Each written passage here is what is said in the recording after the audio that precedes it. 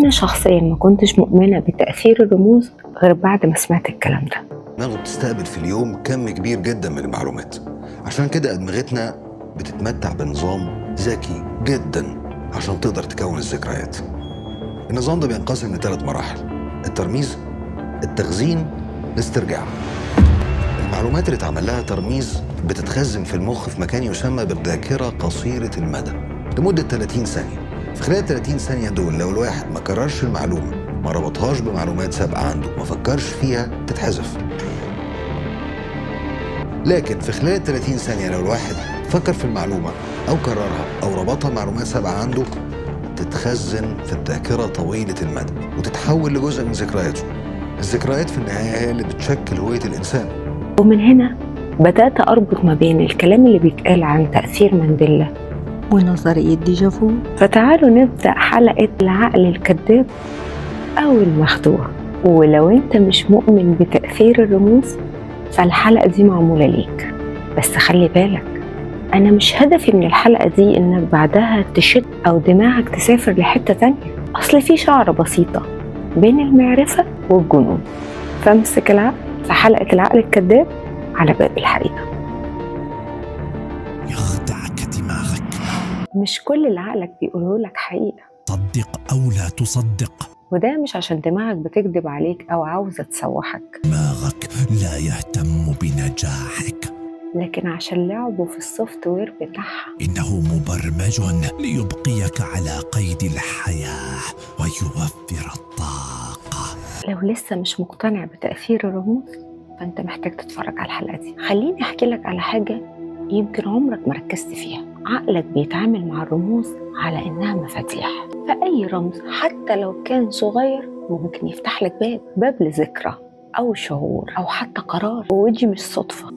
عارف كده لما تحس إنك عشت الموقف ده قبل كده، وإنك مش أول مرة تدخل المكان ده ولا تحس بنفس الإحساس ده، ظاهرة الديجافو. أو مثلا تفتكر حاجة أنت متأكد إنها حصلت عشان تكتشف فيما بعد إنها مجرد وهم. تأثير مانديلا. العقل ساعات بيتلخبط، وده عشان لعبه في طريقة استقباله للمعلومة. يعني ببساطة وباختصار كده، مش دايما عقلك بيعرض لك الحقيقة. وعشان تفهم الكلام ده محتاج تعرف معلومات أكتر عن ظاهرة الديجافو وتأثير مانديلا. مانديلا اللي كتير من الناس كانوا معتقدين إن هو مات في الثمانينات، مع إنه في الحقيقة مات في 2013. فإزاي في ناس متأكدة إنه مات في الثمانينات؟ لما دماغك بتخزن معلومات وتفاصيل مش كاملة، لما بتيجي تعرضها عليك مرة تانية بتعرضها عليك على إنها مشهد بيتكرر، وساعتها بتحس إنك عشت الموقف ده قبل كده، أو جيت المكان ده زمان، أو عشت الأجواء دي بس مش فاكر إمتى. وده اللي احنا عارفينه بظاهرة الديجافو. لكن الأخطر من الديجافو هو تأثير مانديلا، اللي ملايين الناس متأكدة إنه مات في الثمانينات في حين إنه مات في 2013، يعني من قريب. إيه كان عايش فين كل ده؟ كنتوا فاكرينه فين؟ نفس الوهم ده بيتكرر في لوجو براند مشهور، تبقى فاكر ومعتقد إنه باللون ده أو بالشكل ده، لكنه في الحقيقة ما كانش كده. تفصيلة صغيرة ممكن تعيشك في وهم. ومش بس في لوجو براندات مشهورة، ده بيحصل ده في كلمات أغاني وأغلفة أفلام.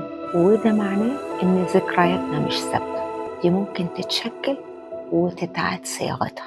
في بقى منظمات فهمت اللعبة وقالت لك بس اشتغلي على الملف ده، تلاقي علامات صغيرة بتتكرر، رموز بيتعاد تكرارها في مشاهد وكليبات وأغاني، بتغذي عقلك اللاواعي بكل الأفكار والمعتقدات اللي عايزين يمرروها عليك. بتزرع جوه دماغك ارتباطات ما بين المعتقد اللي عايزين يمرروه على دماغك وما بين الرمز ده، فتخليك تاخد قرار أو تميل لاتجاه وانت فاكر ان ده بمحض اختيارك. تقدر تقولي ليه شركة لافاشكري تحط صورة بقرة حمراء في اللوجو بتاعها، مع ان مش ده الشكل المتعارف عليه للبقر، البقرات الحمر؟ طب استنى، شركة أمازون شفت الشعار بتاعها؟ علامة السمايل الضحكة اللي واصلة من حرف الإي لحد الزد، مع ان كلمة أمازون آخرها إن مش زد، بس كأنهم بيقولوا لك احنا مسيطرين على كل حاجة from A to Z، من الألف للياء كله تحت السيطرة. يا ترى الموضوع بريء صدفة إبداع. طب بص معايا كده على لوجو ستاربكس، كلنا بنشوفه ست شعرها طويل لابسة تاج، لكن الست دي مش بتفكرك بأسطورة السرين أو الحورية ذات الذيلين؟ طب إيه قصة الحورية ذات الذيلين دي؟ في الأساطير الإغريقية الحورية دي ما كانتش عادية، دي كانت المسؤولة عن إغواء الصيادين لحد ما كانوا بيخطفوا في البحر، فكانت بتغني للبحارة لحد ما تخليهم يفقدوا عقلهم ويضيعوا جوه البحر. يعني كده في كل مرة تمسك كوباية من ستاربكس كأنهم بيقولوا لك انت تحت السيطرة، بتلعب على رمز جواك محفور في عقلك اللاواعي، رمز بيلعب على الإغواء، على الجاذبية والإدمان وصعوبة السيطرة وعدم المقاومة. يمكن عشان كده معظم الناس اللي أعرفهم مدمني ستاربكس مش أي قهوة بترضيهم، مش أي نوع كافيين، عشان لعبوا على ده، على العمق. بس أكيد الرمز لوحده مش كفاية، فهم برضو بيحطوا مكسبات طعم ونكهات تخليك تدمن الموضوع.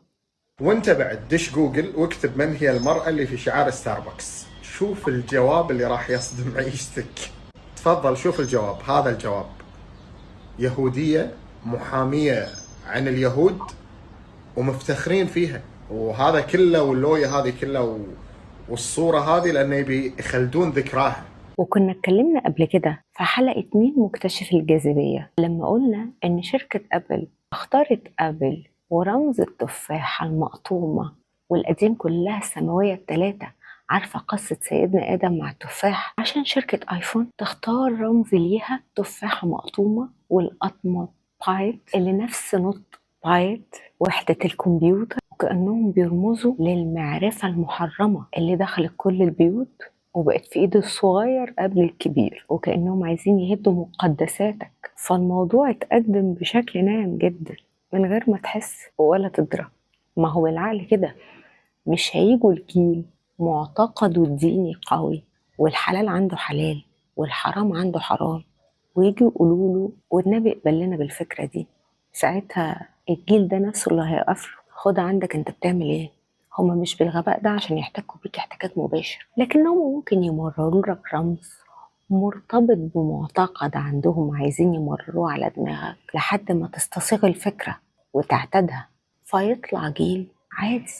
الدم عنده عادي، الزنا عنده عادي، المساكنة عنده عادي، الاغتصاب عنده عادي، الوطن عنده عادي. فافتكر معايا كده، فكرة الشذوذ الجنسي كانت زمان اللي عنده العطب ده كان منبوذ اجتماعيا، لكنه دلوقتي شوف كم مشهور أو مشهورة، فنان أو فنانة من ضمن الفريق بتاعهم واحد عنده العطب ده، ولما تيجي تسألهم اللي بتتعامل معاه يقول لك دي نقرة ودي نقرة، أنا كل اللي ليا عنده شغله ودي حريات. فبعد ما كان منبوذ اجتماعيا ومرفوض التعامل معاه وكان بيستخبى، بقى حريات ومندمج وسطينا عادي. نفس اللعبة بتتلعب على المعتقدات. فمثلا فلسطين بيقولوا عليها أرض السامرية، وكلنا عارفين قصة السامرية ودي اللي كان مع سيدنا موسى، وسيدنا موسى المحراب عمل العجل الذهبي، كأنهم بيقولوا أرض فلسطين اللي هي المفروض أرض العمالقة اللي هم من العرب عايزين ينتزعوا منهم النسب ويسموها أرض السامرية، عشان لما يطلع جيل مشوه مش عارف تاريخه يصدق أي فكرة طلع عليها. عشان كده ما تستغربش إن في منظمات سرية كل شوية بتضم ليها حد من المشاهير اللي عندهم ملايين الفولور، أو يمكن يتبنوا حد ويعملوا له قاعدة جماهيرية عالية عشان يضمنوا إن الرموز بتاعتهم تتنفذ وتوصل لعقلك اللاواعي. أصل الفكرة إن عقلك الواعي عنده الأمور يا أبيض يا أسود، يا حلال يا حرام، ما بيلعبش في المنطقة الرمادية. لكن مين اللي عنده المنطقة اللي بين البنين؟ هو اللاواعي. لما بيتعرض عليها حاجة الواعي ما بين يا ده، لكن لما بيفهمش ويقف عاجز مش فاهم هو ده حلال ولا حرام، ده اسود ولا ابيض، بينقلها على اللاواعي اللي بدوره بيخزن اي معلومه او اي تفصيله او اي رمز، وبكده يكونوا مرروا افكارهم من غير ما يدخلوا معاك في جدال. كسبوا الحرب بدون حرب. وشوف معايا كده كام حد انتحر من مجرد لعب. فالرموز بتشتغل على اللاواعي بالارتباطات والتكرار لحد ما يقل مقاومة العقل ليها، ومع الوقت تبقى عادية.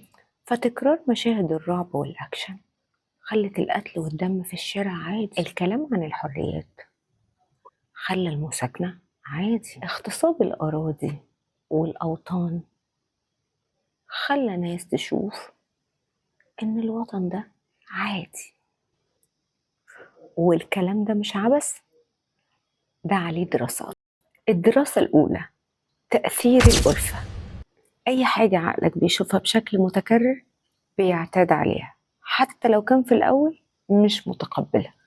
وافتكر كده معايا كام أغنية سمعتها في أول الصيف ما كنتش حاببها وبتقول عليها إيه اللي عملوه ده، وجيت على نهاية الصيف بتغنيها وبترددها ويمكن بتعمل عليها تيك توك كمان. طب كم إعلان في أول رمضان ما كنتش حابه ولا طايقه وبتكتم الصوت أول ما يجي، وجيت على نهاية رمضان بتسمعه وبتستناه.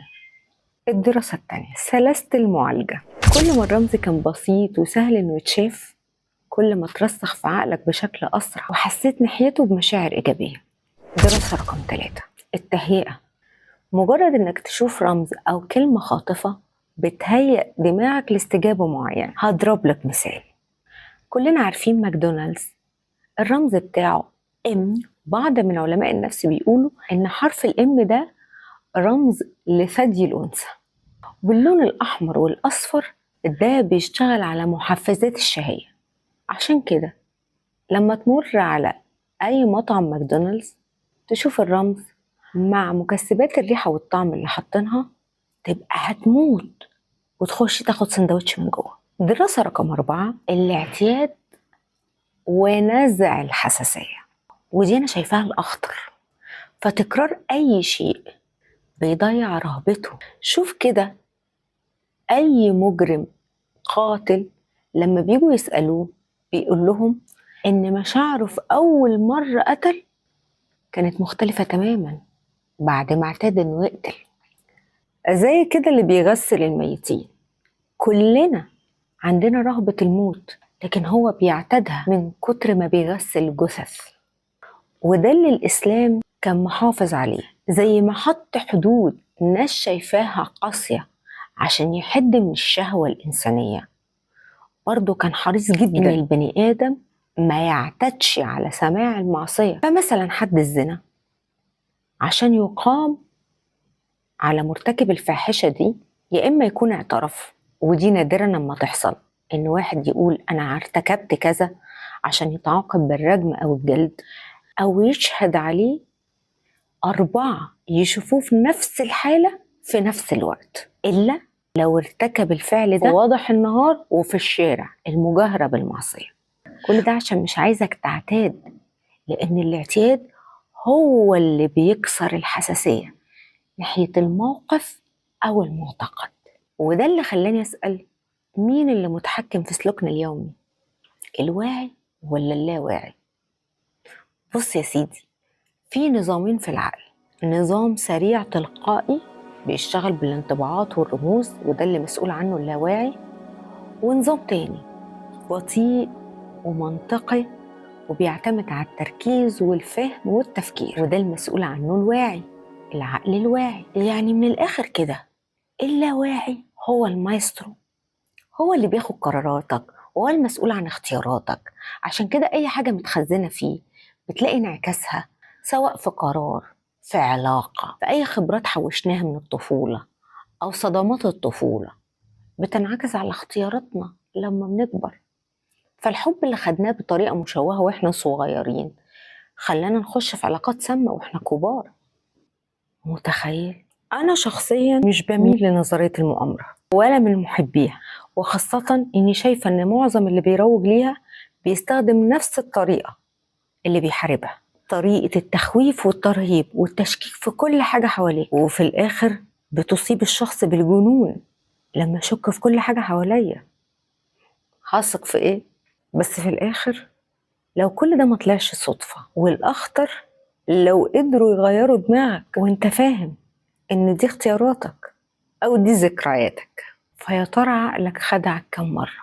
خلي بالك الحكاية لسه ليها تكملة من أنواع ميوزك غريبة بتتمارس على طقوس أغرب، وآخرهم حفلة أنيما اللي برضو الناس اتقسمت حواليها ما بين إيه يا عم اللي انت بتقوله ده، ماسونية يمين والناس نايمين، وما بين فتح بوابات واستجلاب شياطين الرحاب من بوابة رقم 3. فلو فعلا مهتم تعرف ايه سر الحفلات اللي بتتعمل عند الأهرامات وايه حكاية أنيما بعيد عن التهويل والوهم، تابعني في الحلقة الجاية على باب الحقيقة مع ريهام. سلام.